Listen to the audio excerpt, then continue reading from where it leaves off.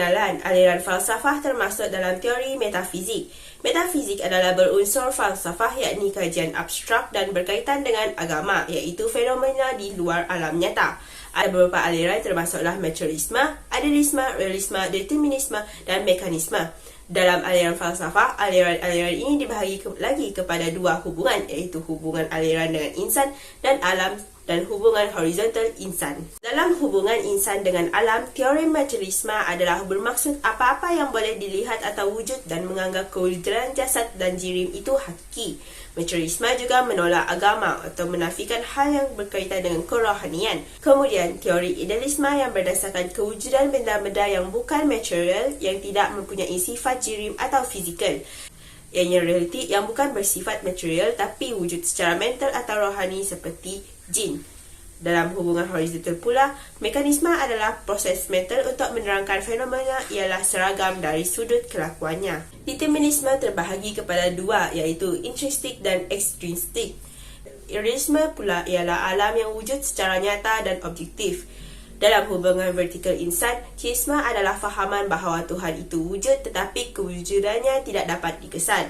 Ateisme pula fahaman realiti alam tidak wujud, yang wujud hanyalah material, dan agnostisme adalah ragu-ragu tentang kewujudan Tuhan. Pendidikan luar bandar adalah institusi pengajian yang terletak di kawasan luar bandar, seperti di kawasan kampung. Luar bandar bermaksud tempat yang lebih mundur dari segi teknologi, infrastruktur, tahap kehidupan dan sebagainya. Ini bermaksud sekolah luar bandar kurang sempurna berbanding dengan sekolah di bandar.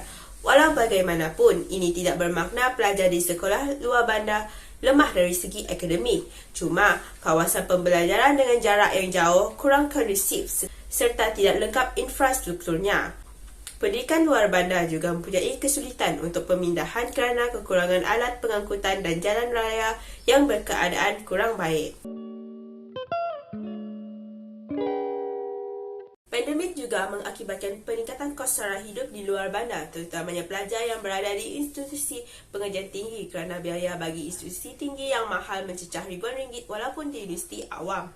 Kebanyakan keluarga bekerja sendiri untuk menyara hidup anak-anak mereka yang masih belajar, seperti nelayan dan petani. Hal itu telah menyebabkan banyak ibu bapa kehilangan pekerjaan, seperti mana yang kita tahu bahawa ketika pandemik COVID, kerajaan telah menutup hampir semua industri yang banyak menyediakan peluang pekerjaan. Tambahan pula, sistem kuarantin yang mengambil masa yang lama membuatkan para majikan serik untuk mengambil banyak pekerja untuk bekerja dengan mereka kerana majikan yang akan menanggung biaya kuarantin jikalau pekerja berurusan dengan luar negeri atau luar negara, di mana ia melibatkan kos yang sangat tinggi, terutamanya apabila mereka dihantar ke luar negara sehingga berbulan-bulan dan dikuarantin, tetapi gaji tidak diberikan. Selain itu, keluarga yang berkejaya juga mengalami pemotongan dan pengurangan gaji kerana majikan juga mengalami situasi yang sama kerana mereka juga mangsa bagi pandemik ini. Dengan itu, ibu bapa tidak dapat memberikan keperluan yang cukup untuk anak mereka belajar.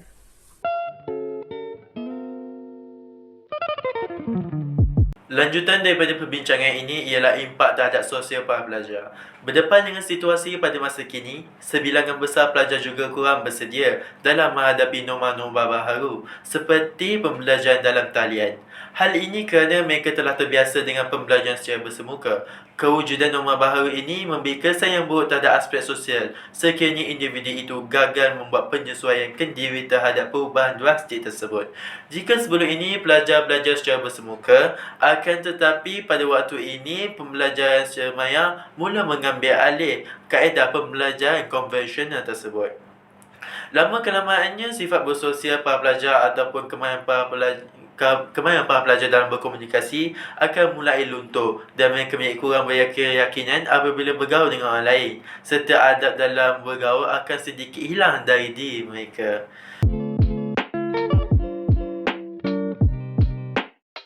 Bukan setakat pada sosial sahaja, wabak ini juga turut memberi kesan kepada jasmani para pelajar. Seperti yang kita tahu, sejak dahulu lagi, pihak sekolah telah menetapkan satu kelas pendidikan jasmani yang memberi peluang kepada pelajar untuk bersenam dan mempelajari teknik-teknik bersukan yang betul. Namun begitu, pandemik telah mengubah dunia dalam talian, mengurangkan peluang para pelajar untuk mengekalkan jasmani mereka.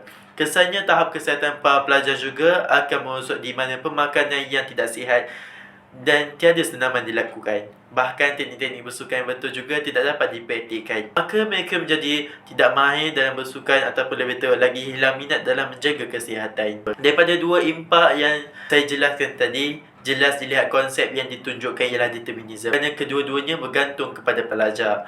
Mereka mampu menjaga kesihatan mereka tetapi masih mengambil pemakanan yang tidak sihat. Mereka juga boleh bersosial tetapi memilih untuk berdiam diri dan berkurung di dalam bilik sahaja. Kesimpulannya, kesan-kesan ini hanya jelas terlihat sekiranya diri mereka sendiri introspektif, tidak mahu mengubah gaya hidup dengan yang lebih baik.